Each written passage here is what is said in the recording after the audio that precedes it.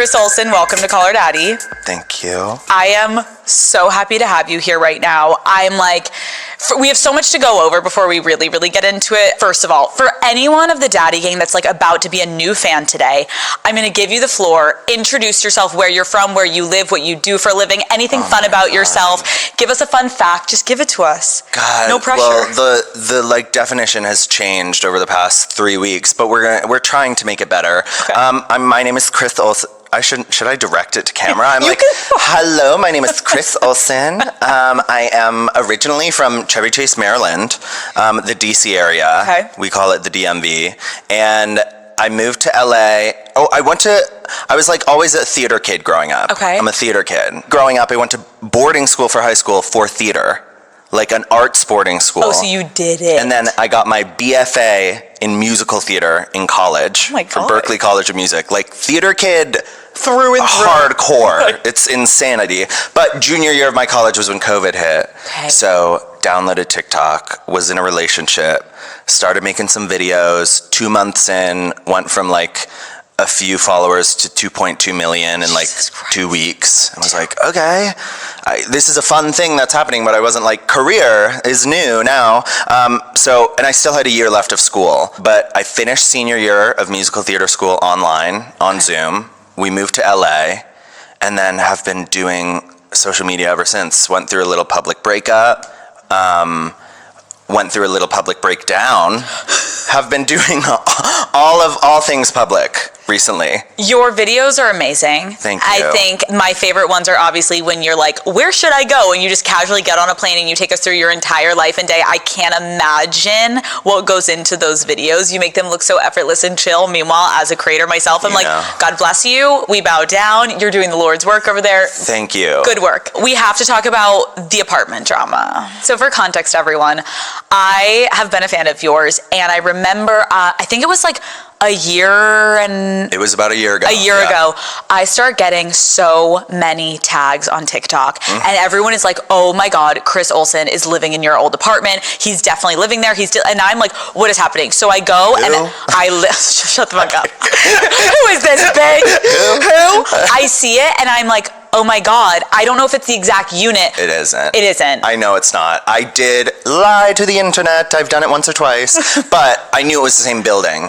You lived across the hall. I know the unit because it was like on 2 and 3. I had 2 and 3. Yeah. You were 2G, right? 2G? You can say it. I don't live there anymore. Jesus.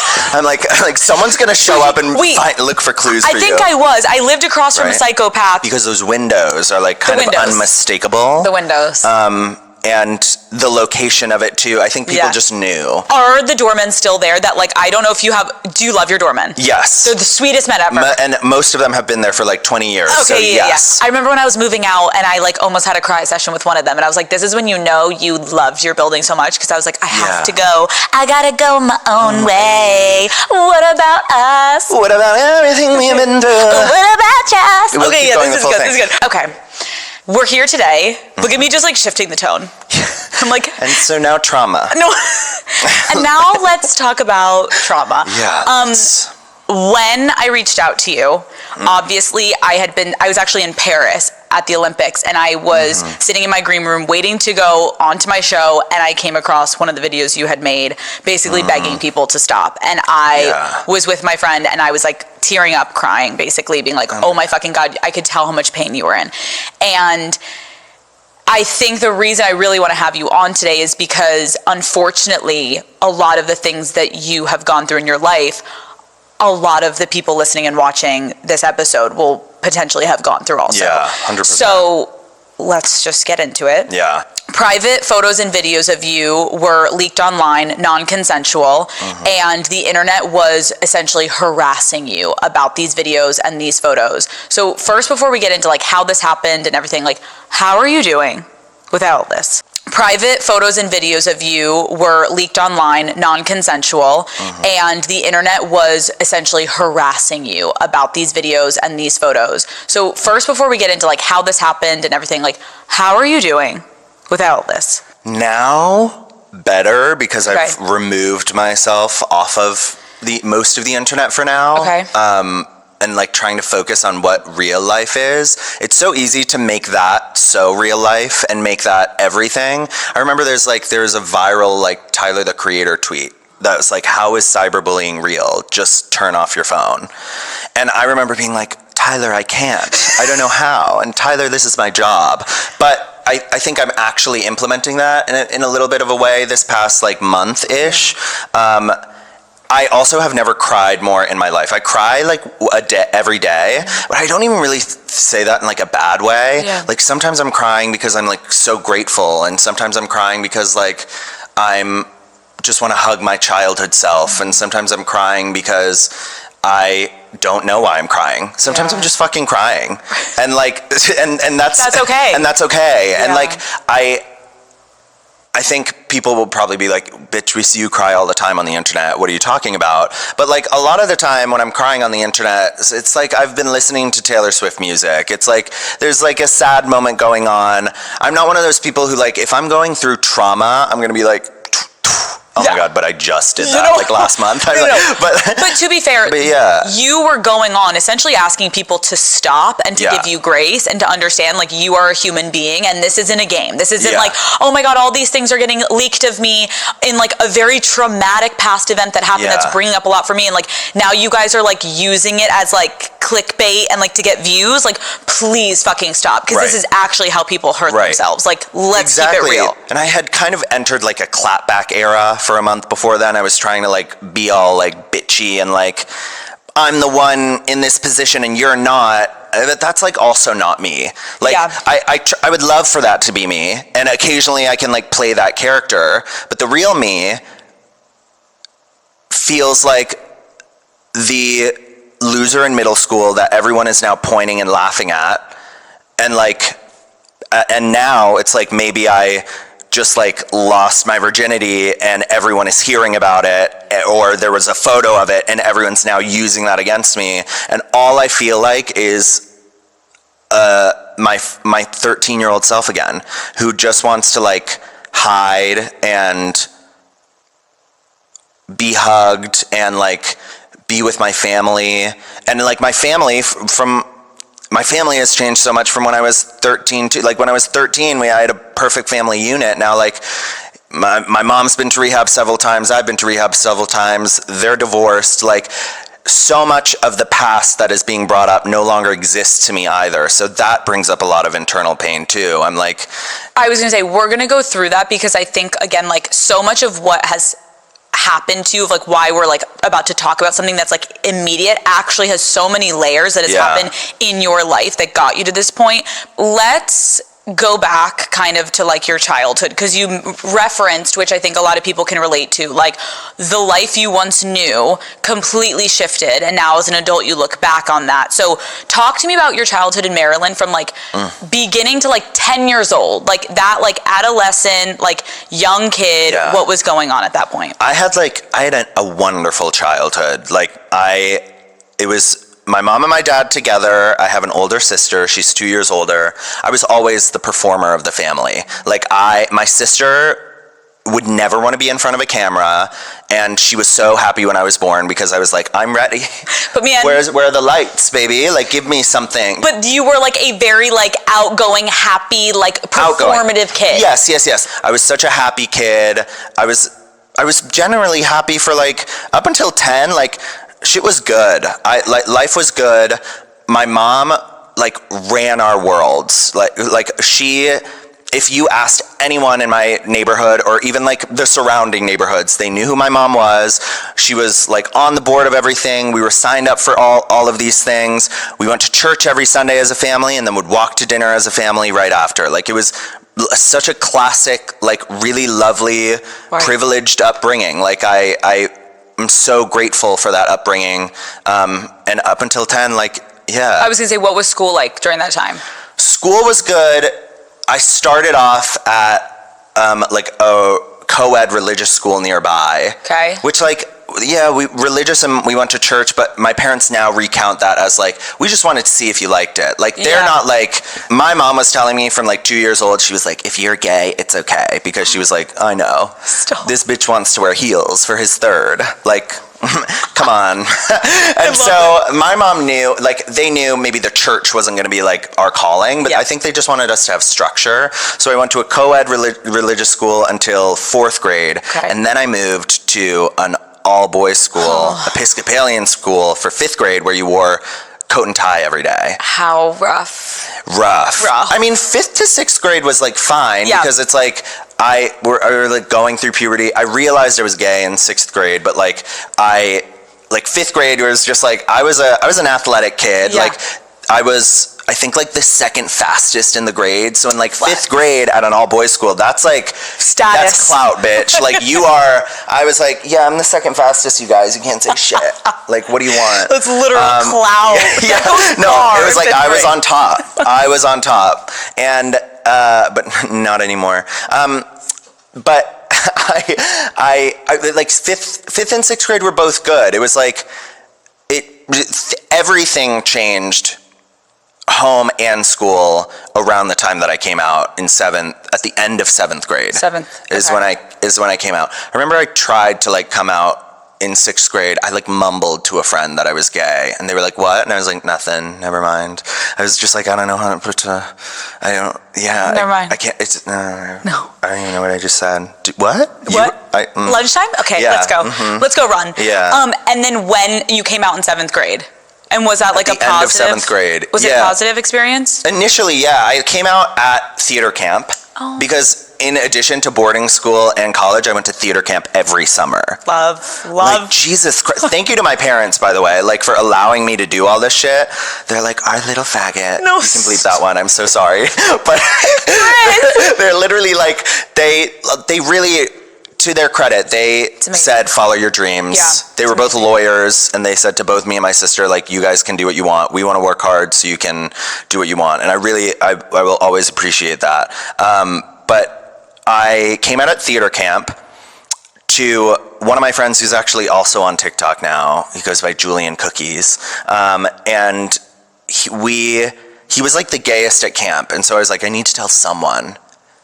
That one, like that one in the short shorts and the tank top who speaks in the high voice. That's going to be the one. So I like went up to, I like asked him to talk one day and like told him I think I might like guys, I'm bi. And then he was like, that's great. He had such like a casual reaction about it. And I was like, oh, right. Yeah, casual reaction. Yeah, okay, it's cool. And so then when I went home and we're starting to go back to school, I knew, because I know how the girlies work. I was at the all-boys school, and the girls' school was right across the street. So I told 3 girls, knowing that shit was gonna spread. Yeah. I said, I'm gonna actually let you do my work for me. Like spread it like wildfire, spread it, babes. I'm gonna say, please don't tell anyone. And here we go. By lunchtime. I knew what was gonna happen, so I told a few girls, and it started getting around. But then I didn't tell my parents because I was like waiting to have a moment with them, but I didn't know when. But this was also around the time that my mom was starting to go into a depression, and she would drive me to school every morning, and like one of the mornings around this exact same time started sobbing and was like, I'm an alcoholic. And this is me like 7th grade or 8th grade now, being driven to school. It's like 7:30 a.m. But I'm like, I don't know what to do with myself at that point. I didn't know how to have any conversations. I wasn't in therapy yet. And you're in 7th grade? 8th grade at this point, I think, because I had just come out. Still. Yeah, it was a lot. Like 8th grade period, you could have the best life at home, and 8th grade is going to be tough. But that started happening, and then one of the girls told their mom that I had come out, and then their mom told my mom, so then she confronted me, another one of those car rides that had already become really like scary for us at that point. And so I never got to come out to my parents. So it's been a little bit of a theme, I feel like, that throughout my life with these big moments, people have shared things for me. And maybe that's why I've become such an oversharer, because I think if I beat everyone to the punch, maybe I won't feel violated. But oversharing has made me come off as annoying. So it's like, you can't win. It's either I close it off and then I continue to feel violated because people share things about me that I didn't want out, or I overshare and he talks too much. He loves the sound of his own voice. All he does is fucking yap on the internet. And I'm like, I know there's no way to win, and I'm not saying I'm fighting a war that's harder than anyone else what anyone else is going through. But it is really, it's like a mental game of tennis. Right. We're consistently playing with ourselves, trying to find like, how much am I supposed to share today, and should I be mysterious, or am I the person that's relatable and loves to share things, or do I just be myself? But who am I anymore? Because I've tried to just edit who I am over and over again to appease what you like, but it turns out no matter what, like, there's not going to be people who like you, and that's like fucking basic internet 101. But no, but it is interesting to connect it to the real world of you being like, there is a theme in your life of like, you're not getting the opportunity to have autonomy over your decisions or your life or your voice, and it keeps getting taken away from you. So the only rational thinking is get ahead of everything, but then you're not able to actually live your life and like feel safe. You're constantly on your toes being like, oh my God, if this is going to come out, then I should do it. And it's like, holy fucking shit, that's not normal. No. Just to validate you, like, that is not normal. And I'm sorry that happened to you in school, because we all know how fucking miserable middle school is in general. And insane. Going through, like, having to come out in general, it's like, why you shouldn't even have to do that nowadays. I know, like, well, and that's like to my dad's credit, because I never ended up coming out to him either. But he always says, whenever people ask him, like, when did Christopher come out to you? And my parents and anyone who knew me before age 10, I demanded everyone called me Christopher. I was not Chris. So my dad he like physically can't call me Chris. So everyone calls me Christopher, and it's a cute little like anecdote if you know me from the past, which is funny because sometimes the internet does that now too, and I'm like, it feels like we know each other. Should I call you Christopher? Hit it. Like, go for it. We're close now. We're close. Happening. We're getting It's happening. We're childhood at this point, baby. We are. But my dad has always said to people when they say, so when did he come out to you? He's like, he didn't, and neither did his sister, and neither did either of them have to. Why did I need to have a conversation with them about who they want to love? That's their business, and I'm excited for whoever he wants to love. Maybe if it were a girl, great. If it's a guy, great. And this is like just like a white straight guy from South Carolina. This is he is a lawyer, like is not someone who you would immediately look at and be like, progressive man, I feel safe to fly my flag around you. Not that he seems unsafe, but like, I wouldn't like, maybe that's why people ask him, because there's like maybe a little bit of a prejudgment of like, you're kind of like this classic American man. What's it like having this son? And he's like, amazing. What do you mean? You know? He's like, what is this question even asking? Your dad sounds like a fucking angel. And obviously, like, there are so many people that will watch this that are like, oh my fucking God, I wish that like my dad had did that. But I think we all have learned, like, it's okay if it's not your dad. There's someone at theater camp that can be like, oh, cool, get in our posse, bitch. Like, there is someone out there for everyone to like confide in and have that like beautiful acceptance and not have to be like, I'm not different, I'm me. And we're all different in like, dude, your dad sounds fucking amazing. He's the best. And that's why I kind of gaslit myself during that whole coming out scenario, because my mom in that car ride said like, okay, I know that this is something you're doing, but like, maybe just don't tell anyone, because you might, like, people might be mean to you. And I know she had good intentions in that, but I felt really invalidated in that moment and thought, and I was in 8th grade. I was in this time when you're like, I don't even want to talk to my parents, period. And so I'm sure she said that, and I was like, okay. And then we just didn't speak for the rest of the car ride. And I know that's like, there's so many worse ways that coming out can go. And so I kept thinking like, you can't be upset about this. Like, you came out and they didn't kick you out. You're still going home. Everything is still fine. So like, get your shit together and don't be upset. But I do think, Chris, it's Christopher. Period. Christopher. I do think it's interesting. I think I had this conversation with RuPaul at one point of like, it's so convoluted of like, our parents most of the time are trying their best, and so are we, and there's this like gap that we can't bridge. So like, your mother looking at you as like her little baby being like, don't come out, from what I understand from your parents being progressive, it was like actually her trying to protect you. But what she wasn't understanding is this little boy that was like, I have been waiting. I whispered it to a friend. They didn't hear me, so I took it back. Like, you were needing someone to be like, whenever you're fucking ready, we're going to stand right next to you. But it's like, and how does she, and she was also going through so much, and like she had both of my parents had insanely tough childhoods. Yeah. And so a lot of the things that I go through with them now, I have to find a lot of forgiveness because of how they were raised and how great they're doing, all considering. Yeah. But like, both of them were abused mentally and physically by their family members. So then your mom starts drinking? She had been drinking, I think. Like, you know, she maintains that she was an alcoholic for most of her life, but like, when I grew up, she was like the wine mom. Yeah. Like, she was never really like, there was never a point in time in which I was like, my mom is wasted. And in fact, like, it's like, I don't know exactly how to say this, because there were times we had good moments with her when she was drinking. She was self-medicating with alcohol. And I think that was what was really confusing to us, because at some of her rehabs,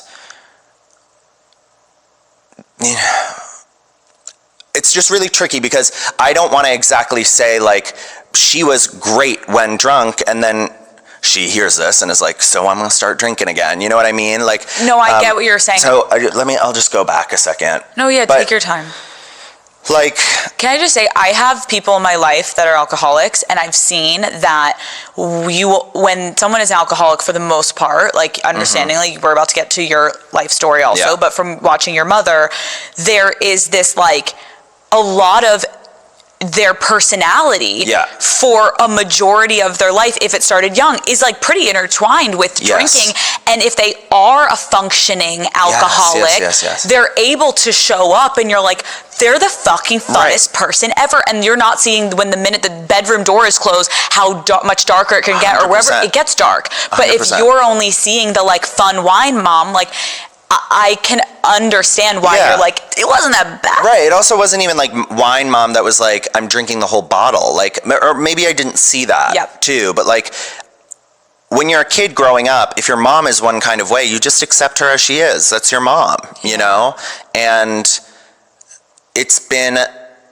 there's just been like such, I really do feel for her in that moment of the coming out story, because she had just started going to AA. I don't think she had gone to rehab yet. She knew that there was something wrong with her. And wrong with her is also like maybe the wrong word to say. It's like there was something going on mentally that like she knew she needed to address. And there was also so much going on mentally with me, and I didn't know, none of us knew how to communicate or go about any of this. And I really do feel for her, and our relationship is consistently in flux, because when you get sober at 50, there's a lot of things you have then learned how to do that not drinking anymore is not going to undo. It's not just going to immediately rewrite. And we still have a really tough relationship today, but I really do like love her and feel for her, and I hope we can get back to a place that things are better, you know, like I know she's going to be listening to, like, she's the most supportive mom ever. Everything she does operates out of love. I feel like I'm kind of going off track now. No, but I want to validate you also, because, and I can imagine how many fucking people are listening to this right now being like, preach, Christopher, preach, of, first of all, even if you have what looks like the most perfect family life, child, family, parent dynamics are so fucking confusing, and they're so deep, and it's especially if you are an only child versus if you have siblings, and if you're the middle or you're the youngest or you're the oldest, and then what are the parents working with, and what is their trauma, and what is their baggage. It's like nothing is ever going to be perfect when you have your relationship with your parents. That's a fucking fact. But I actually really respect you for being real, of like, if someone came on here and was like, we have the perfect relationship, well, no, you don't. No one has a fucking perfect relationship with anyone, your significant other, your friends, your parents. So to acknowledge acknowledge that you and your mom had essentially at one point in your lives, it was like the beginning of a lot of things you had to work through individually and together. That's really, really fucking relatable. Yeah. And everyone's story is different, but like you sitting here getting nervous about your mom watching this, I want to like tell you, you're doing an incredible job speaking about it, because no one is confused that you love this woman so much. But I appreciate you clarifying, like, but we got shit to work on. That's going to be the day, like, till the day we all fucking die. I have shit with my mom. I have shit with my dad. 100%. And to my friends, my life may look more perfect than theirs, whatever. Fuck no. We've got our shit. I just want to say that, because I know it's weird, our lives, like, being in front of a microphone and cameras, and then, like, our parents and our family has to deal with it. Well, yeah, like, I know they're going to watch this, and I know, like... And we actually haven't spoken since, like, that much since Christmas, because there was a big, like, we just had a moment at Christmas. And, like I posted on her birthday. When was her birthday? And, like, I also texted her. It was July 31st. She's also a Leo. And, like, that's, like, I grew up, like... She was my everything. She was my everything. She was my best friend. She was my biggest cheerleader. And she still is. And that's what I think makes all of it so much harder, because, like, I look at her and I want a relationship with her too. Oh God, this is just like, and these are all things that, like, I also want to talk about, or I might need to talk about with her at some point. But families are really tough. Like, I don't blame her for what was happening in that moment. Yeah. To go back to the main point. And I think to close out that also is, like, everyone wants, like, there's a moment everyone can, like, close their eyes and think about when, like, their life seemingly felt, like, stable, right? Yeah. Like, ooh, I have this one picture in my head. Maybe for some people it was childhood. Maybe for some people it was, like, their teenage years or whatever it was. Yeah. You can, like, pinpoint that summer or that Christmas that you're like, it really felt good. But it's hard, because at the end of the day, like, you're talking about literally the woman that birthed you, and you have such a connection to this human being. Yeah. But it's complicated, and we can leave it at that, because I get it. Like, there's wounds there, and you're still dealing with things, and aren't we all? And, like, I validate you. I also wanted to go back quickly to, like, while your mom is, like, saying this to you in the car, like, I'm an alcoholic. I'm assuming, like, we're dealing with things at school once you came out, like, being in all boys school. Talk to me. Were you bullied? Yes. Yeah. But not to a level of, like, I was, like, people were... really like, I wasn't, like, physically assaulted during these things, but it was an all boys school. Like, it was the era of Ask FM.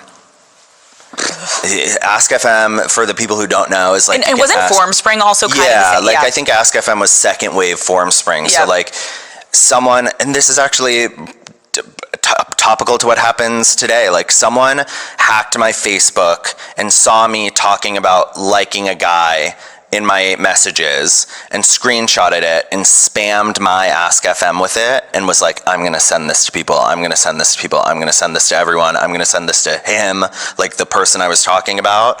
And I fucking tried to, like, hack into the mainframe, that shit. Like, tried to find the IP address. I don't know.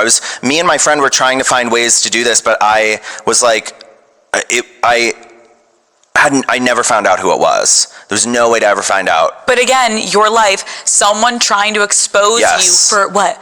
Liking a guy? Yeah, like, there have been just so many moments, I guess I'm, like, literally now realizing that, like, I just have not had choice to share myself the way I have wanted to, and, like, the way I had planned to and was hoping to. And it's like, it's this continuous violation that I've tried to, like, maintain being on top of, but it's like, it's impossible to do that. But can I ask you, like, in moments like that, right, where I think I read an article and you were like, oh my God, like, I remember I, like, wore Doc Martens to school one day and everyone was saying I wore heels. Yes. It's like, what the fuck? When people are, like, targeting you or name calling or coming for you back in the day at that point, like, how did it affect the way that you felt about yourself and your sexuality? I think I masked a lot with anger at those days. And, like, I don't think I cried a lot in that era at all. Even when my mom was going to rehab, I think, well, it actually became like a tactic that I learned at one of her family programs. Okay. Because she was sitting across from me. It was only me, my dad, and her. And I was like 14 at this point. And we were at one of her family programs in the middle of nowhere in Tennessee. And we were doing family group, which is all of the rehab members and their families sit in a circle, and then two people pull their chair into the middle. I was the youngest one there at that time. So it's me, 15, and my mom in the middle with a therapist right next to us. And my mom, I remember I didn't know how to deal with my feelings. Again, I wasn't like a crier at that point, and I did not like crying. And she started crying. I think it was also an all-boys school thing where you get conditioned that crying, it was like toxic masculinity was seeping in, and it was like crying was weak and crying was bad. So I had been socialized to that at that point. My mom is sitting across and eventually starts sobbing to me that like, I've been a bad mom, and I feel like I've missed out on your whole childhood. And the therapist turns to me at 15 and is like, so now what your job is now is to comfort her and make her feel better. And like, tell her that that's not true. Like, Christopher, like, because I think to this therapist's credit, not that she should get that much credit because that wasn't the way to go about it, was she had only dealt with adults but even then, I don't think that's the way to go about this scenario. And I was sitting in that chair, and I remember starting to almost cry. And I tried this thing for the first time where I was like, if I repeat, don't feel in my head, I won't. And I was like, I just sat there, like put my arms by my side and like took deep breaths and was like, don't feel anything. And like kept trying to like well the tears down. And now I think about that like 15-year-old, and I'm like, feel everything. Like I wish I could hug that kid and be like, and also tell that therapist like, no, it is not this kid's job to make his mom feel. This kid is the lost one. This kid is, you have a kid across from you who's trying not to cry because he doesn't feel like there's any space for him to. And all I wish I could do is like, I don't know, just take myself to the side and be like, we don't have to go through this right now. This is not your job to hold the emotional labor of both of these things. And again, to my mom was going through it. She did feel like she was a bad mom, and I did want to tell her in that moment that she wasn't, but I froze. I didn't know how to speak. And like, I remember the next day they were like, okay, that seemed like a lot for you. And they like let me like play with the horses. And I was and like my mom, like there was a time when it was me, my dad, and my mom sitting doing a workshop. And my mom like told my dad something really traumatic from her childhood. And he stood up and stormed out, and she ran out to follow him. And then I was just sat there in the room with all the rest of the people like coloring in this workbook. And I didn't cry about these things because I think all of that had become normal. Was like, the more chaos that's happening, the more normal. And so when I was like playing with the horses the next day, I was like, this is nice, but I turned off my feelings. And at like 15, I wish I hadn't done that, because it took me such a long time to get to a place where I felt like I could be emotional again. And could reconnect with and hold that space. Like, and this kid, he just, like no one was telling him what was okay to feel. I have spoken to people before, and I've had people in my life that have talked to me about how like I think a lot of kids that experience any type of like addiction in their household or abuse, you are adultified very quickly, because you either need to assume the role of the adult because you need to take care of the addict, or if you're getting abused, you need to be self-sufficient and you need to find a source of how to continue to live. And it feels like what you're saying is like your family got so good at just like, we don't really talk about things just happen, and we move, and you sitting there hearing what your mom said that was so traumatic, and then you're like, keep coloring in the lines, just keep going. It was like a literal worksheet, and was like, just keep going, I guess, and then go back to school and make sure your grades are up. Because then I would go back to school, and like, that my parents would tell the teachers what had happened, but the teachers would be like, it's really not great that you missed like the past few days. And I would just be like, like, I don't really know what else to do. I'm just like, my mom's in rehab, I'm coming out, no one seems to like me at school, like, I'm the gay kid, and I think I just became okay with like, nothing was okay, and I started failing my classes, and I was like, I guess I'm just not meant to like be happy. Like, I think, like, my life is maybe just, like, it's just not going to be like some of the other ones. And like, maybe that's okay. And maybe, like, I don't know. There were so many times that I was kind of ready to go because I didn't see an end. And I remember I was like driving home with my dad once my mom had gone to rehab. I remember like turning to him in the car, and because everything happened so fast, but also there was no preparation for when things were going to end. I remember turning to him and being like, Mom seems kind of different. Like, everything's different, isn't it? And he was like, yeah, it is. And then we just kind of like continued driving in silence. And it was just a silent acceptance of like that childhood that I was talking about, where like we were on top of everything. My mom was on the board of everything. We went to all these amazing things, and everyone knew my mom. It was gone, like, immediately. And I never really got to say goodbye. And I was telling a friend the other day about like these car rides where in the morning there was filled with vitriol, and I was really scared, and my mom would either be crying or get mad at me because I wasn't sharing enough, which we now know has been like is borderline personality disorder / bipolar. But then on the rides home, we would have a good time together. And it was like she said one time in rehab, she was like, in her rehab, she was like, do you remember how I was always a little happier on the rides home? And I realized it was because she was drinking, but I was like, I didn't realize that like I should have held on to those like seemingly like mild moments with her, whether they were like, yeah, we can stop by CVS or stop by 7-Eleven and like get you a Slurpee. And I would be like, okay. And this is also the age that I was annoyed by my parents, period, regardless of what was happening. So I didn't appreciate it. But if I could go back and like just be in that car with her one more time and like just like go to 7-Eleven together and like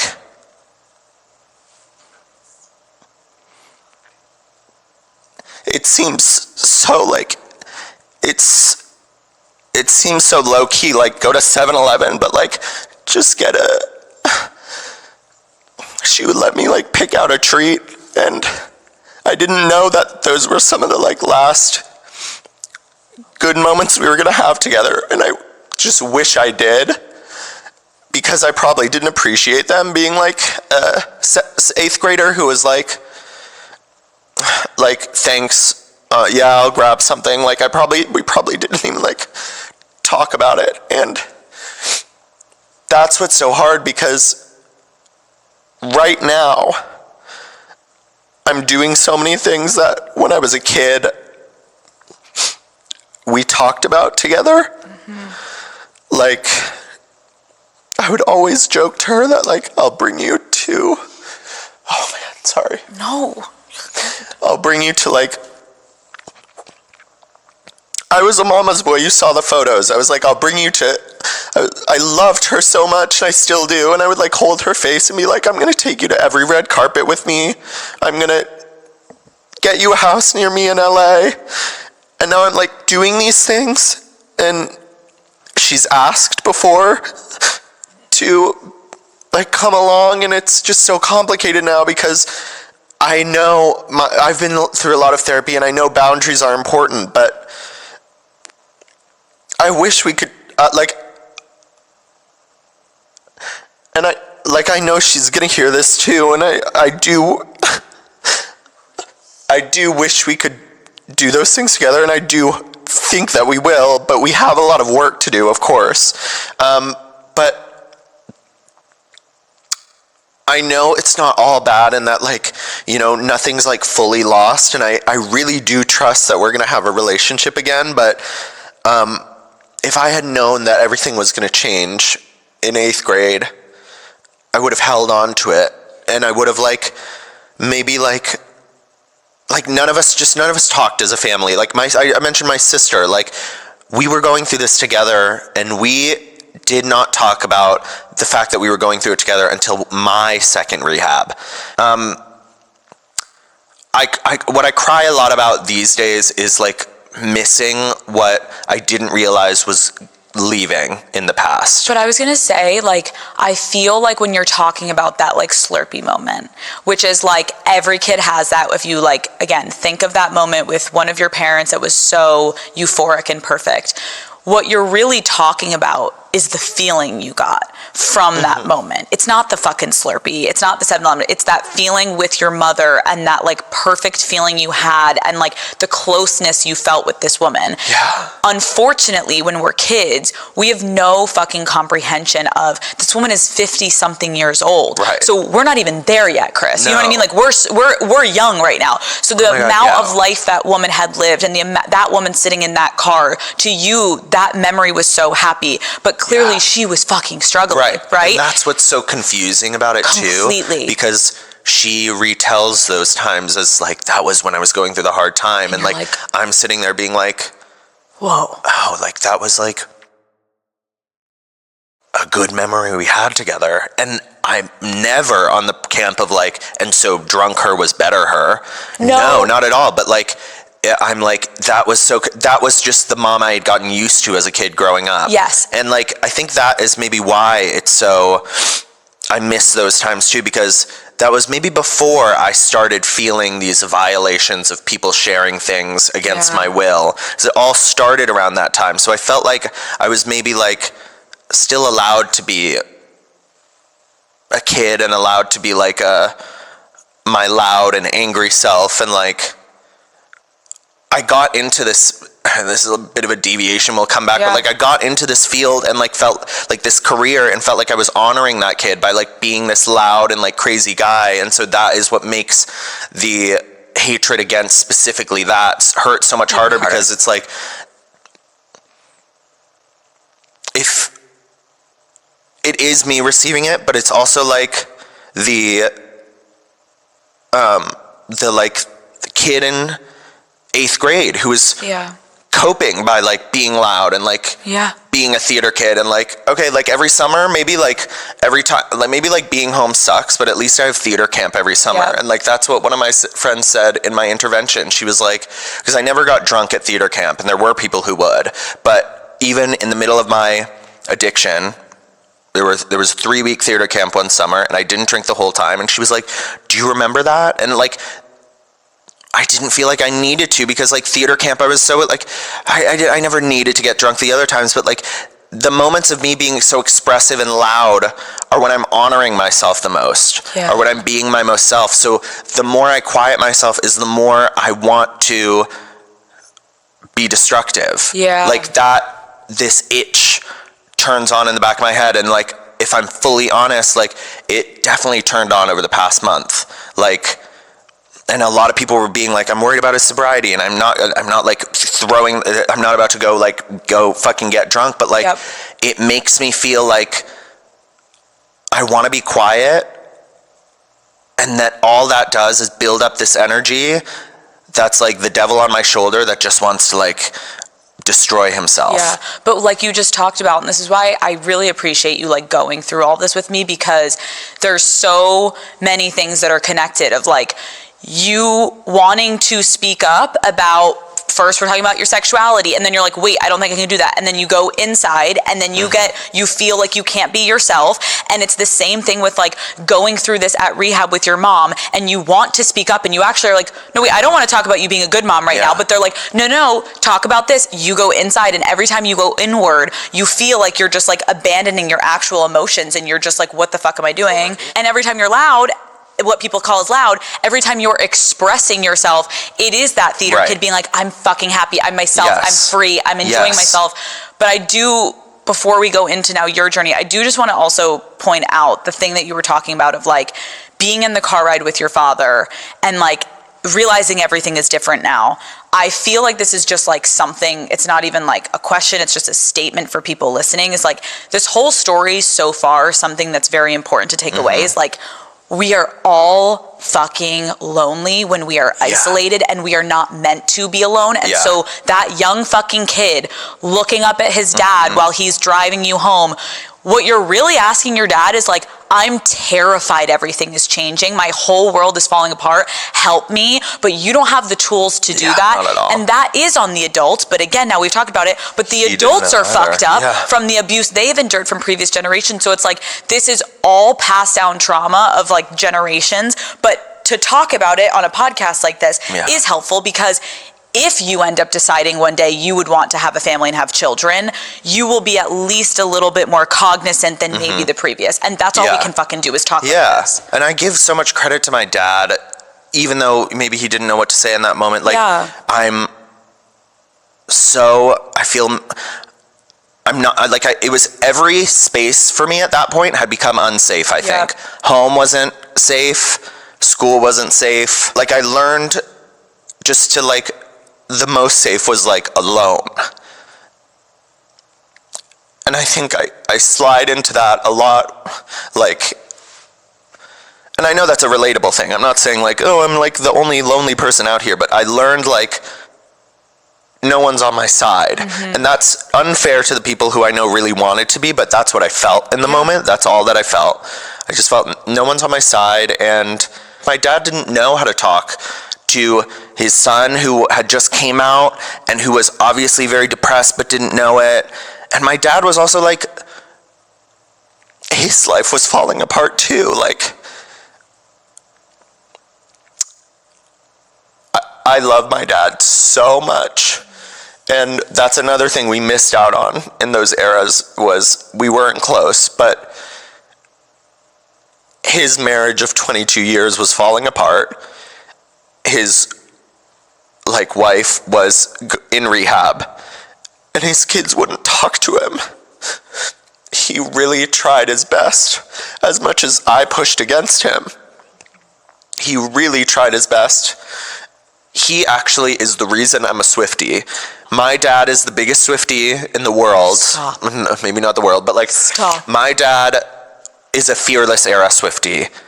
When You Belong With Me was happening, like, he was the one who got me on to her. And I'm not lying about that. This is a very secure straight man. What is your dad's name? Chris. He's also Chris. I'm a junior. Christopher?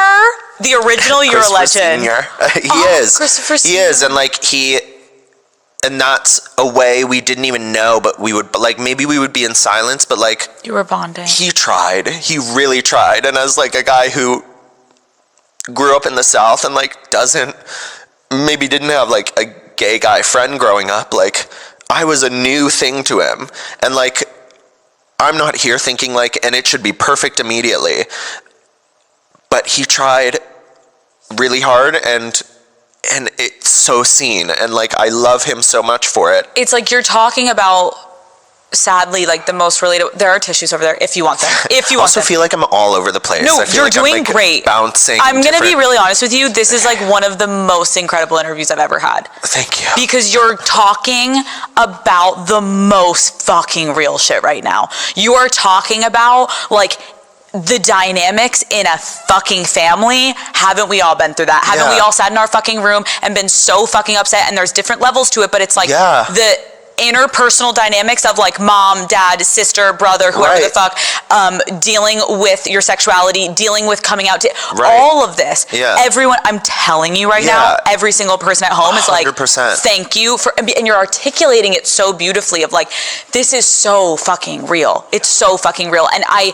appreciate, you can see you like, you're defending your parents, but you're also addressing the pain that has happened in your fucking life. Two things can fucking exist. But I do want to go back to, you said something that was very relatable, and I know this led you to something that really affected you and still affects you to this day, but it was like you talking about being alone, and you were like, I felt my safest when I was alone, but then when I'm alone, I go internal, and it all starts to spiral. Yes. You struggled with alcohol and drugs. Yes. When was the first time you like got drunk? You struggled with alcohol and drugs. Yes. When was the first time you like got drunk? 14. I was 14. I was with my best friend. And her parents were like at an event that night. We were at her house and we stole some of their alcohol and like got pretty wasted. Parents came home and we were fucking messes, and they were like, what is wrong with you? Classic. We both got grounded and had to clean out. They had moved into that house like a few months or maybe like a year before that, but there was one room that was all of the storage shit just piled up. And it was their perfect opportunity to be like, you know what you're doing tomorrow? No. All day, you're cleaning out that room. And this was like, it was about the size of this room, shit to the ceiling. I was like, okay. So like, and listen, I had a fun time when I got drunk when I was 14, but I wasn't like, boom, it's on. Like, now it's happening. Like, I didn't start, I got drunk a few more, but it wasn't like that accessible to me. Yeah. By the time my mom was an alcoholic, my dad didn't keep alcohol in the house. Yep. I didn't have like a fake until like later in high school.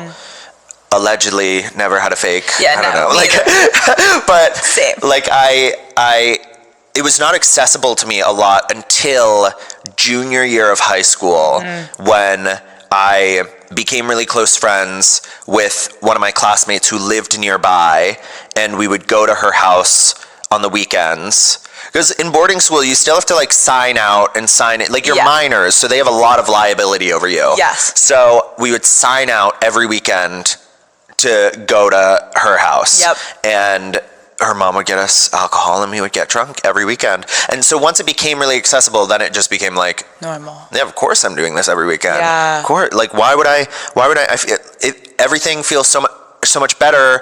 What I didn't realize was like everything just hurt less. Like I think I thought I was like, oh, I'm just a partier and I like have fun and like I probably thought I was like, all I'm doing is like living it up with the girls and doing that, when really I'm like passed out in the bathroom, like covered in my own vomit. Like that, and that happened one time I was home at my dad's house, and I like stole some alcohol from a friend's house. It was gin and tequila. I didn't know anything about alcohol. I poured them together into a water bottle, filled it up, and just drank it. Like, this is a 15-year-old doing that.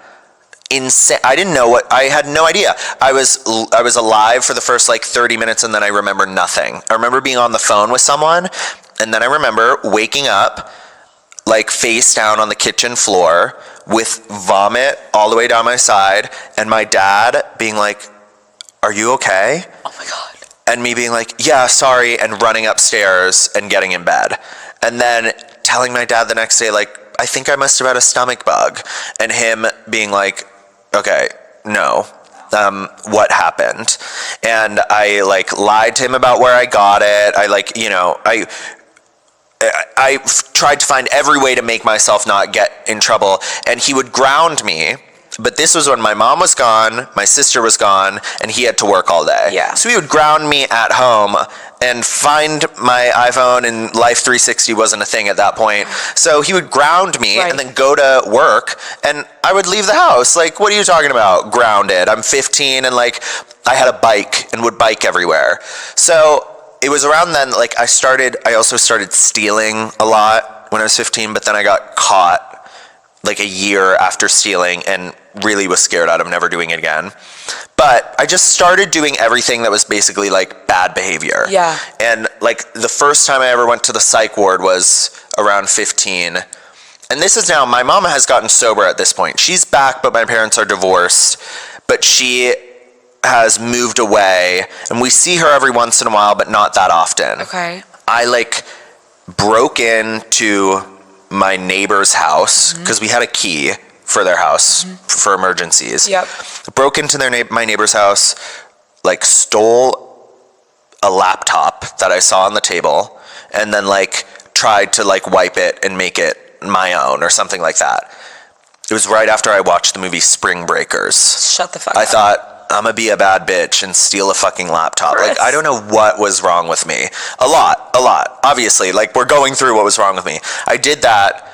Then that same night, my neighbors call my dad and are like, hey, we think someone stole something from our house. We know your son is having a lot of issues right now.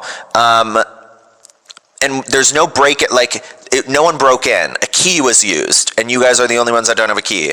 And I remember I like lied to my dad initially and was like, I don't have a key. And then he sat down next to me on the bed and was like, if if we don't find it, they're going to call the police and search the house. And then I silently, like, went to my closet, grabbed it, and handed it over to him. And then I think I, like, walked calmly into their bathroom and closed the door and, like, looked at the medication cabinet and was like, what should I take? Because I was like, I don't know what I'm supposed to go, how I'm supposed to continue on. Like, I just stole from my neighbors, a house that they've trusted me. We were friends with their kids growing up. I got caught stealing earlier. I'm already grounded. How do I sleep forever? And like, my dad ended up like banging on the door a bunch, and to the point of me opening it. And it was the first time I ever had a panic attack and was like sobbing, crying. He was like, we have to go. And he took me to the hospital and they put me in the psych ward for the first time because I said I was like, but I was at risk to myself. Yeah. And like, I was honest about that because I was like, I don't know what I'm supposed to do right now. Right. Because again, not a communicative family. I think I was in therapy at that point, but it wasn't like I was really in it. So I was 15 before I really got to regular drinking at 17. Once that started happening. Can I say, when you get out, pause. Of the psych ward. Yes. Are you coming out and are you at all having a conversation with your father, or is it kind of just like back to like the regular scheduled programming? I think my parents came to the psych ward at the end of it for like discharge, and they were like, but I mean, the psych ward's conclusion was that I have problems with adjustment in life. Because the therapist, which this therapist, like, don't know how you got your license. Legit. I'm a 15-year-old and he's asking me, he is just going through a list of questions and is like, do you get anxious about things? And I'm like, yeah, I do. Do you have racing thoughts? I mean, I have a lot of thoughts, but I'm not really sure if then you don't. And like, he never looked up at me, was just like checking off, and I was like, okay. And then his conclusion was he didn't diagnose me with anything. He was just like, it sounds like there's been a lot of changes going on. He said this to my parents, like, sounds like there's been a lot of changes going on with you two, and he's just having trouble with the adjustment to that. Fuck off. And so it was like, they also didn't get much closure or clarity from that. So it was just like, this is it. Bye now. And then I think I go back to boarding school and then I went back for my sophomore year and was like, okay. Thank you for sharing this, because I do think it's like, you're sharing that you were struggling.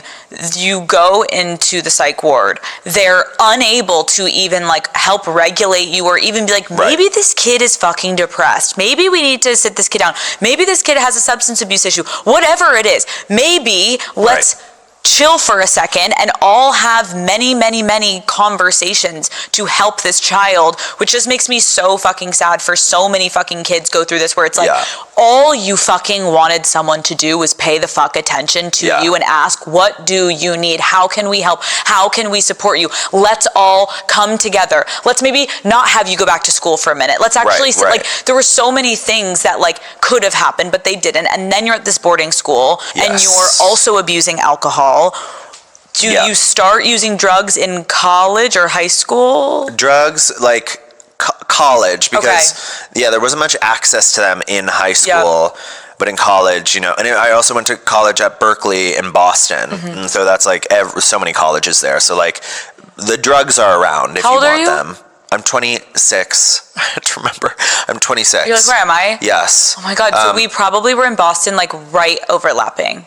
I was 29, so I just turned 30. So like, where'd you go to college again? BU. Oh my God. Yes. And Berkeley and BU are like right next to each other. I would go see shows at BU all the time. Like, that is crazy. That is crazy. Yeah, but as you know, Boston is college. Boston is just one huge college town. And you're in a city. And so you're also meeting people out of college that have access to drugs. Like, I remember seeing it all. Out of college who like oddly want to hang around a lot of college kids, and you're like, sketch. And now we realize, we're like, that was weird. When you're in it, you're like, oh yeah, my like 30-year-old friends. And you're like, oh shit, that was actually really kind of fucked up. So you're drinking one day, and is this in college? You walk into your kitchen and your entire family and your friends are there to give you an intervention. The drinking, I got to the point where I couldn't go to sleep sober. and I would cry all the time when I was drunk, which was the indicator of like, as we said, I learned how to not feel sober, so I was crying all the time drunk. So everything had gotten to, and I was also like doing a bunch of other drugs. Yeah. Just anything so I wouldn't be sober. Yeah. So I walk into my kitchen and my entire family is there. It's like my mom, one of my family friends' moms, my aunt, my uncle, my dad, my sister, two of my best friends from college, and an interventionist. And I walked in and I just sat down. Like, I didn't protest. I knew what was happening, but I also didn't know that the deal was, and now you have to go to rehab today. Basically, it's like at an intervention, you sit down and everyone reads how your alcoholism and addiction has impacted them. And it's very emotional. And people who aren't there also send in letters. So like my grandma, my Filipino grandma, who's been in a bunch of my TikToks, had to send in a letter and all that stuff. And then they finish it with like, and so now we need you to go to Florida to rehab today. And I remember being like, oh, well, I can't. Like, I have to finish school. Like, let me finish the school year and I'll go this summer. Right. Like, let me do a summer rehab, you guys. Like, this is fucking with the plan. And then the interventionist is like, okay, are you refusing help? And I was like, yeah. And then he was like, okay, everyone turn to the next page. Next page in their packets is how I'm no longer in their lives. And everyone goes around saying, you will no longer exist to us. Like, I've cut you off financially. I will not respond to a single text. I'll not do anything. It's going around, and it gets my sister, and she breaks down and is just like, don't let dad read his letter. And my dad started crying too. And as I've said, my dad like rarely cries, and seeing him cry, I just knew at that point what it was. It was like, you're going to be homeless and cut off from the family. You'll never be, like, I will be alone. And as I said, I felt alone was safe, but like, I could not be that. Like, I knew I was forced into it in a good way. Like, I needed to go to rehab, but that was the end of it. Oh, and my aunt was there. One of my aunts, who is now, she passed away a year after I got sober, but she was also there, and like, I think her like breast cancer had come back around that time, so she was there, and like seeing her there, saying how confusing it was to see me go through this was also heartbreaking at its time. But I was not surprised when the intervention happened. Yeah. I was really destructive and like crying when I was drunk, angry when I was drunk. I would yell at my friends. Like, if they wanted to help me, I would like push them away. I was like, I was letting out, I think, all of the feelings that from 15 on I had learned to not feel. Right. When I said don't feel. Right. Like, and then when you're drunk, it just comes out. it just comes out. So you go to rehab, and I remember reading, like you said, after getting sober, things didn't just completely change overnight. Like, you still lightly were participating in activities that you weren't proud of. Yeah. What patterns, like with yourself, were you kind of like still engaging in? Like, when I went to rehab, when I stopped drinking, a month in, I lost like 25 pounds because of like the literal like alcohol flushing out of my body, basically. And I started going to the gym. So I got in shape, and I was like, I had gotten male attention in a way that I hadn't received it before. And like, it's a slippery slope once you're sober, because it's really easy to get addicted to anything else. And so I think like my sexuality is what I leaned into. And like, I was like posting thirst traps all the time on Instagram, doing that shit. Like, I was like,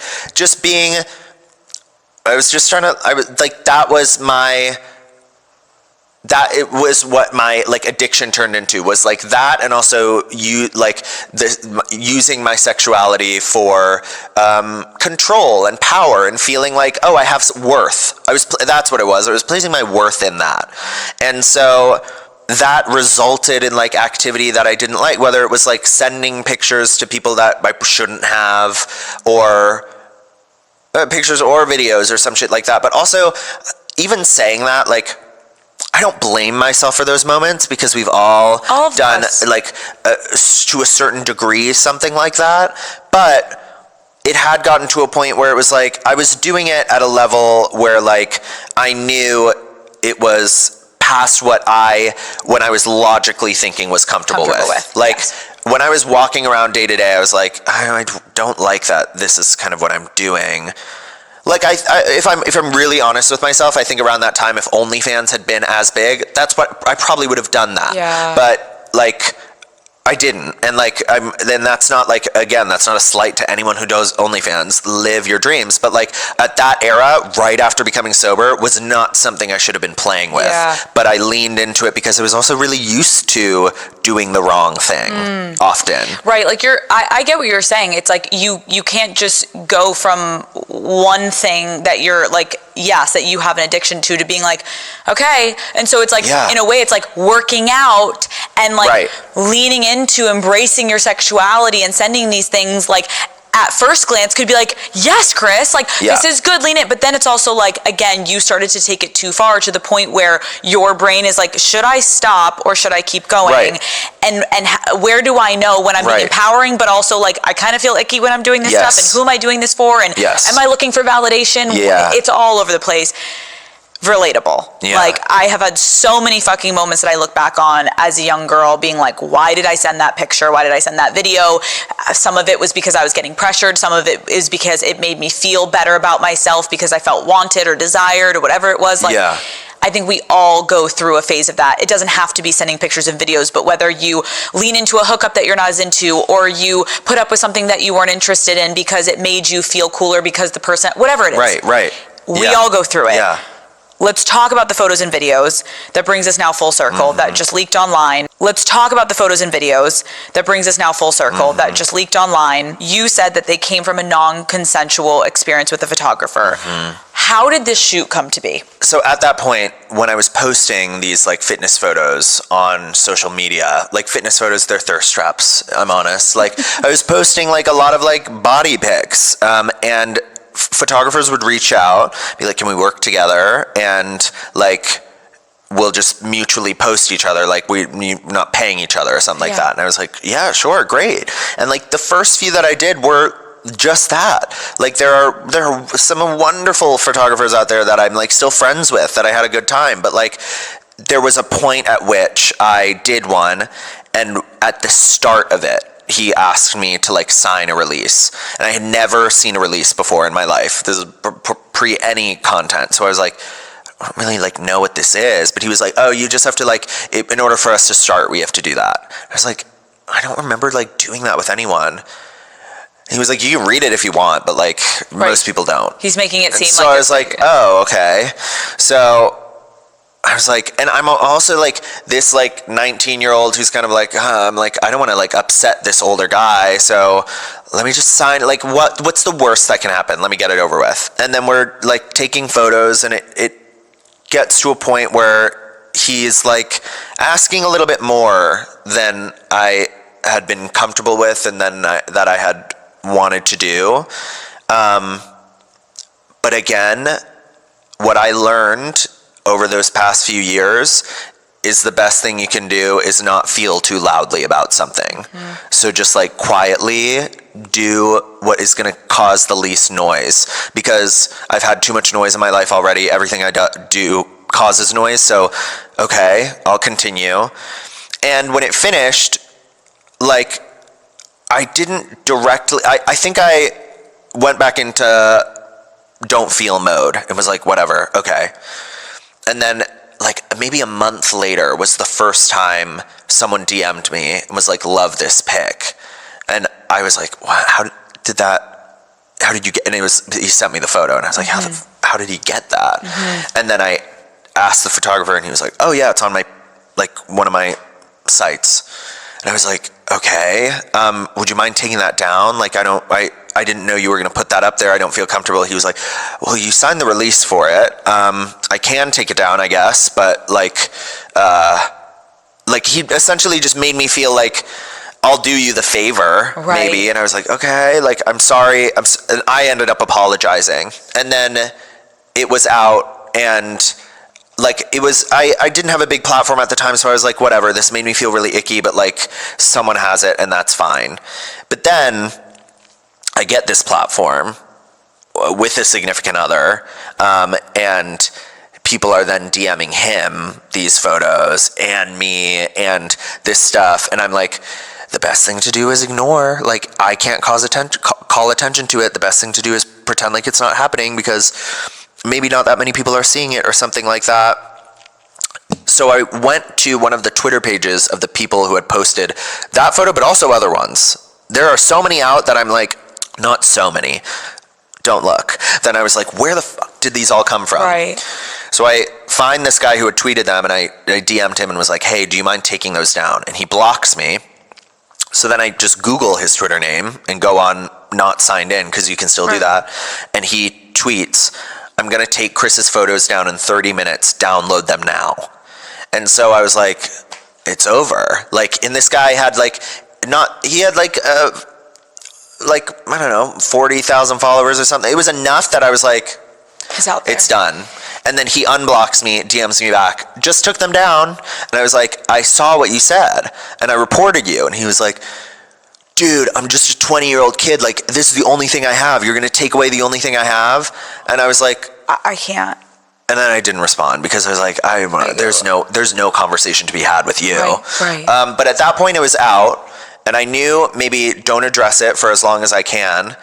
But then I think it was the leaking photos, and now people DMing me being like, why did you do that shoot? Did you think like those were gonna look good? Did you think you were gonna like hang them up in your house? Like, I can never look at you the same, all of that shit. And I was like, okay, so people also don't know why it's even happened. Like, there's a different idea of why this is out, and this is all happening paired with the annoying comments that had just started being louder and louder after like months of hearing that over and over again. And like, I'm saying, like, these comments of like, I hate him and he is the most annoying creator ever, they were getting like 60,000 likes. Like, these weren't like, if it was one comment and they had like one like, I would be like, Chris, you're hurting yourself. But like, these were the top of the comment section, loud as fuck. And like, so these two things paired together is what was leading up to then me feeling like, okay, me ignoring it has not worked. Like, it's getting there. And I know that when I post a video about it, I'm still going to draw more eyes to it than are probably already there. But I actually don't care. I don't care. Right. That if you want to go look it up, that's on you at this point. It's 100. Like that. If someone goes and searches that, I had the same thing with Madison Beer when people were like, well, wait, I can't find it. What is wrong with you? Did you not hear the story? Did you not just hear the story of you literally going through something so traumatic? This is getting leaked. And now the first perverse thing people are thinking is like, where can I click?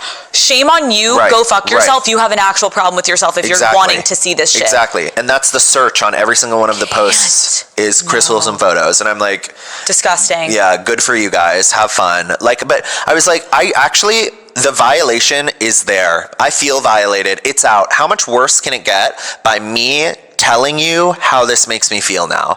Because I think like there's too much of this idea that we're supposed to like remain unfazed and like be like that bitch and be like, you guys can't touch me, I'm the one like up here, I'm the one in LA. It's like, no, I actually don't even feel like that. As I said, I feel like the 6-year-old or the 12-year-old or the 15-year-old that everyone is pointing and laughing at right now. And I'm gonna share how this makes me feel.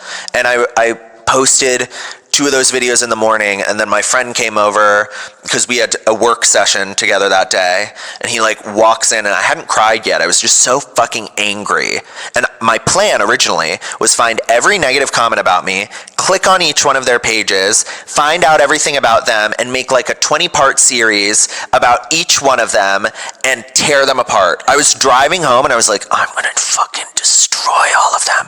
But that's not me. Like, that is not me. And I started out that day with the breakdown being like, I'm the one with the career, blah, blah, blah, blah, blah. But then my friend comes in and he's like, is everything okay? And I just start sobbing for like 30 minutes. And I'm like, this is the truth of the feeling. I don't want to clap back at you. I just want to show you how sad this makes me feel and how insane this will drive someone. I appreciate you sharing that because I think it's like, listen, there are the people on the internet right now that are creators, right? And then the more and more that people keep berating them and hurting them and bullying them, they'll eventually prevail or they'll go away. Right. literally go away or actually just decide to step back. Because sometimes we've seen both angles, right? And then someone new will pop up. And that person that was new is one of the people that's currently in the comments that maybe doesn't have any followers, right? Now, and so that person pops up. We've all started from zero. Right. And so the people that pop up get these platforms, and it makes me sad, and I wish I could explain it, and I wish someone could just like live in it for 2 seconds, where it's like, people wonder why people change on the internet. People wonder why, when you're talking about editing yourself, Chris, I have sat and watched myself for almost 7 years and been like, I thought that was funny, but I know I'll probably get shit for it, and people will think I'm like try hard or cringe, so I'm gonna take it out. And it's like, I am try hard and cringe because I am the girl that's in the basement making the most embarrassing videos in my basement because I was getting bullied, and I was like, this makes me happy. So when I am extra and when I am trying to be confident, I'm not actually confident half the time. I'm faking it to make myself remember, like, this is what makes you feel confident, is putting yourself out there. So every time someone brings us down, it is, you're right, it is the young kid that loved this, and now it's becoming not as fun because people can't just let anyone fucking live, and people succeeding, it threatens people, it upsets them, whatever it is. I just think it's important to recognize, like, the reason that internet personalities or celebrities change, the reason that everyone shifts is because of this. Let's keep it real. Being annoying is not a crime. It's not. So it's like, it upsets me that, like, the oversaturation of social media, there's a new bar at which we judge people, and like how bad we judge them. It's like, wait, you're mad because like she did something a little cringe and like try hard, or like not girls girl in it, like, bro, like, come on. And like, and she should kill herself? You should kill her? Like, whoa. How did we get there? How did we get there? And it's exactly what you were saying of like, we're loud on the internet because that feels like our place where we can express ourselves. And we feel like, I am not that way 95% of the time. Not that I'm like fully putting on a character, but like, I am, you like to perform. I'm trying to bring out my most joyous self when I'm online. And like, we all fucking know how shit it feels to be put down, to feel like shit. Which that's it. But then I don't have people in my life who react by then putting other people down publicly. We all talk shit. There are creators I don't like. There are creators I find so annoying. Same. But you will never catch me saying that online because I don't want them to see it, and I don't want them to be taken down. Problematic is a different story. But like, annoying, I just scroll. And like, I don't have people in my life who, at least I think, who comment on their pages like, how much they hate them. Like you. And so I can't like relate to these people. I think I try to do a good job at having empathy and like putting myself in someone's shoes. So I try to put myself in the shoes of someone who just commented, he can literally die, or this man is the ugliest man I've ever seen, or like, he will win at an untalented competition every time. And I'm like, oh, I actually like don't know anyone who would do that. So I don't know how I can't relate to you. No, and nor do I even, I actually don't even really want to. No. And like, yes, I can socialize myself into being like, and you're a loser, but I'm still going to be sad about it. About what was said. No, of course, it always hurts. Like, I used to say, like, it doesn't affect me, and I was like lying, like, because I thought maybe it would like make me seem better. Of course it affects me. I want to be liked. I literally am a people pleaser. I want people to like me. I want people to like want to be around me. I want to entertain people, but at what expense of like these comments? I also think something that everyone can relate to, and that really makes me upset for you, is the moment in the photo shoot when you're like, just go with it because it's better than to make him upset. And it was a complete also like abuse of power. And so it's like, I know you wrote or you said on social media, like, I have to acknowledge that I never said no. And I want to say to you, in my personal opinion, I don't think you have to deliberately say no in a situation like that where it's so clear there is a power dynamic that is being abused. And I'm so sorry that happened to you, but I also want to say to everyone listening, like, how many fucking times have we been in a situation where everyone is like, why didn't you just leave? Why didn't you say no? It is so fucking complicated, and the fear, 100%. There's so much mentally that goes into it that actually the concept of saying no in most moments, you can already go to, he's gonna hurt me, he could literally fucking kill me, he could do whatever it is. You don't know. No, I don't know at all. And like, that is why I did want to make the point of like, I know there's not like that much accountability to take as the 19-year-old in this situation. And I know they're out there because I didn't say no. And yes, there should have been maybe someone helping guide me more in that scenario, or maybe the guy could have sensed that I didn't want to do it, but it's out there. And that was another point of my video, was like, I know there's accountability to take for me, and that's why I'm saying now, I would just like you guys to not seek out those photos or consume them. I know they're out there. I know a lot of it is my doing, and I know I can take accountability for the fact that they're out there, even if it feels a little invasive and abusive that they're out there. Yeah. I'll own that part. I will own it. But I'm asking you today to not do that. If I didn't say no then, I'm saying no now. And so now if you're seeking it out, I've said no. And that is the most I can do in this scenario. And like, it's exactly what we said earlier. Like, that was all I could do. And I know I don't have the power over everyone, and there's a lot of shitty people in the world, and a lot of people did probably end up looking at them after that. But I had to know that was gonna, like, I just accept that. And I did, because like, at that moment, I cared more about like healing the kid in me who felt like something of his was shared unconsensually for the first time. It's been like a big theme of our conversation at that point. I just wanted to go back to him and just be like, we can say that it's not fair that things are getting shared. Because up until that moment, when my mom had been told that I came out, and I didn't want that, I hadn't said, I didn't like that got to you first. Like, any of those moments, I had not said no or held up a boundary. And like, this is, I think, the first year in my life that I am holding up boundaries and sticking with them. And it's really hard, especially being a person who learned to not ruffle feathers and to be quiet is the safest option normally. Holding boundaries sometimes requires you to be loud and a little bit aggressive, and that is really hard and scary.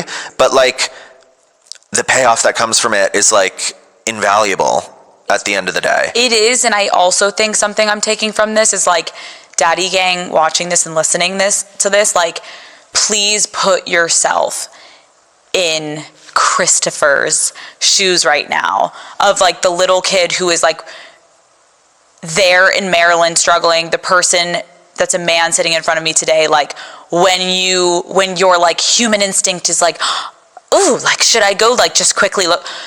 Imagine if it was you. Yeah. Imagine if you were sitting in this chair across from me begging people, please do not violate me again. I have been violated enough. I was violated in that experience. I was taken advantage of in that experience. I felt uncomfortable. I couldn't say no. I'm saying no now. Please do not, just for your entertainment at home, quickly go peek, because it literally is going against everything in humanity that we're talking about. Is like, have some fucking respect, because guess what? You would fucking want it too. You would. You would. And I don't want the world to make me small again. I just found out how to be big, like, with this platform. For the first time in my adulthood, I have tried to make myself small my entire life since things started happening when I was 14 and 15. I learned be quiet and be small, and that's how you'll be safe. And over these past 4 years on social media, I finally learned how to be big, and I can feel the world trying to make me small again. And I can't let that happen, and I don't want to, because he deserves it. Bitch. Amen. No, it's just like, I appreciate you saying that, and like, this conversation has been truly incredible, and I appreciate you coming on here and like opening up the amount that you did, because I know it's not fucking easy. And like I said earlier, I know this drags in, like, I've dragged in my family, you're dragging, like, there's so much that goes into it. However, we're seeing one glimpse of what was going on the internet right now of someone exploiting you, but you giving us this backstory of like this fucking journey you have been on of like trying to get to a place where you can be like, I am standing up for myself, I'm creating boundaries, I'm becoming healthy again. Like you talking about like, this has been a journey, and you thinking about like, God, my sobriety, I'm so proud of you. How many, 5 years? Almost 7 in September. It's like crazy. I've tripled the time that I was like a really crazy alcoholic in sobriety now. And so congratulations to you. And I appreciate, it's like you standing up here and saying all these things. It's like, I think all of us can relate to like wanting to be that fun-spirited, like tainted self when we were younger. Like we all know who we are, and half of it we're not able to show because of judgment, because of people being like, oh, you're being annoying or you're being this. Why can't we all just fucking accept that like, of course we're all annoying. Yes. We're all trying to figure it out. We all have our demons. We all have our trauma, and we're all acting a specific way because of X. So like, I think the next time you see someone on social media, maybe you think is being a little cringe or annoying, maybe reserve the fucking mean comments and actually ask yourself like, I wonder what that person has gone through. Yeah, right. Exactly. Because half the people that are social media personalities are so fucked up. We've all been through fucking crazy shit that we're just looking to connect. Yes, and that's exactly it. Like all of us are in this industry or in this job because we wanted to make people happy, because we spoke to people and they responded in a good way, and that's all we wanted to do. Yeah, and now listen to this entire fucking interview, and this is literally a testament. Anytime you go to fucking judge someone, think of this interview and be like, damn, you don't even know the fucking half of it. Right. Chris, I love you. I love you. You are even better than I could have imagined. As are you. The reason I am like was able to, you keep saying this was such an amazing conversation, and I agree, because the reason I was able to get there and feel this way is because of the like space you create. Thank you. And who you are as a person too. And I write a little bit about that in your birthday card, even before I like, because I wrote it knowing that we had not met. Oh my God, you're like, I hope this goes in a bit.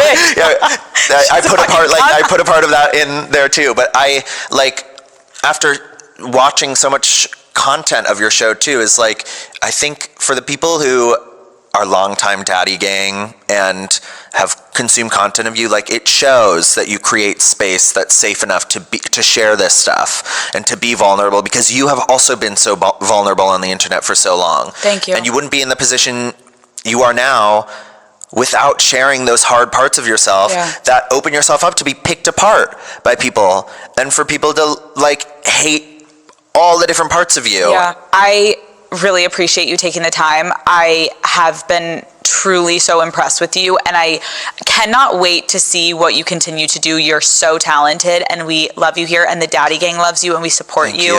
Thank you. Thank you for coming on. I love you.